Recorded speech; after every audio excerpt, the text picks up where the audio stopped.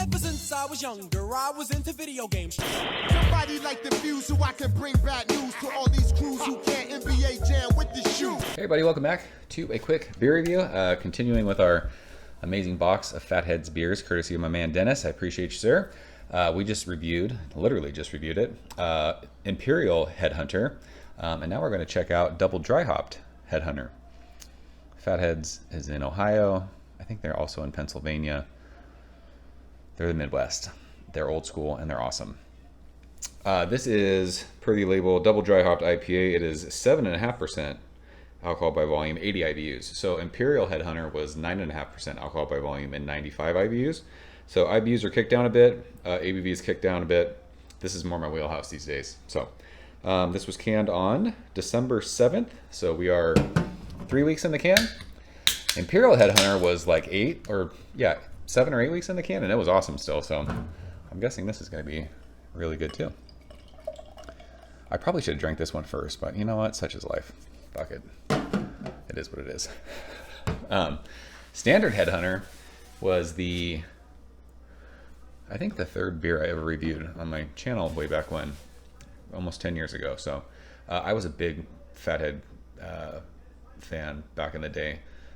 Experienced it pre-beer reviewing days when I was out in Ohio, and then back in 2018 I went back to Akron and drank a bunch of Fathead with my cousins, which is love it. They make great beer. So this beer is a much sunshinier, light yellow-ish color than Imperial. You could tell that one had some more malts to it. It was a little bit darker. This one is much more like that sunshiny yellow. Probably looks darker on camera, but a good finger of fluffy, bright white head. Looks awesome. There's a chill haze, but I can see my finger in the other side of the glass. So let's shove our fat nose in this one. See what it's. I don't know the hops in this. I should have looked it up. This immediately smells, excuse me, very Simcoe to me. It is catty and super like lemon peel. It's like it's super citrus forward, but like it's weird like how my brain is just immediately, all I can think of is lemon peel. I was, when I was a kid, when we'd go out to dinner, my dad would drink unsweetened iced tea, and they would always put slices of lemon in it, and I would take his lemon and eat it. So it is seared into my brain, like what lemon smells and tastes like, especially like when your fingers have lemon juice on it. Like this is lemon. It's dank too. It smells awesome. It just smells like old school West Coast IPA. Good amount of like bready sweetness to it. I'm gonna look this up after I'm done. I would be happy to be wrong and not have it have Simcoe in it, but for whatever reason, my brain is thinking Simcoe. Let's go and taste it, Dennis. Cheers.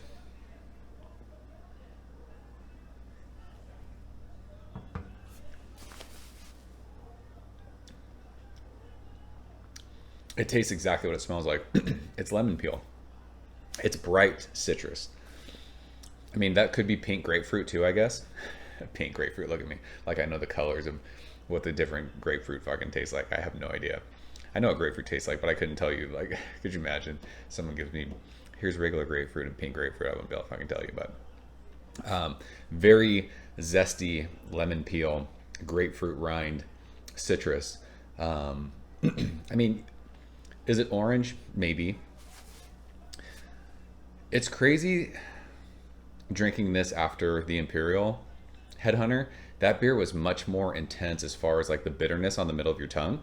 This is not as bitter on the middle of your tongue, but there's plenty of bitterness there. And it also doesn't hang on as long as the last one did. But yeah, that bitterness right on the middle of your tongue is awesome. It just brings you back to like that old school West Coast IPA days. Like these are the beers I fell in love with. I wanted hoppy, I wanted pithy, I wanted bitter. That's this. Waves of lemon, like lemon, lime, citrus fruit, and a good, just sweet, like malty table for all that bitterness and the hops to sit on. This is really, really good. Gosh, I love beers like this. I wish everyone was making beers like this again.